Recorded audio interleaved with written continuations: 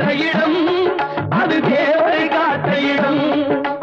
ஆவணி மாசியிலும் வரும் ஐப்பசி திங்களிலும் அன்பர் திருநாள் காணும் இடம், அன்பர் திருநாள் காணும் இடம்.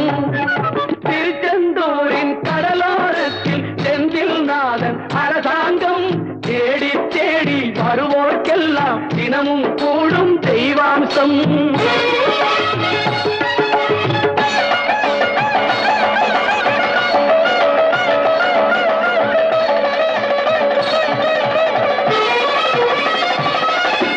கோவிலின் அருகினில் கூடிய கூட்டங்கள் தலையா கடல் அலையா,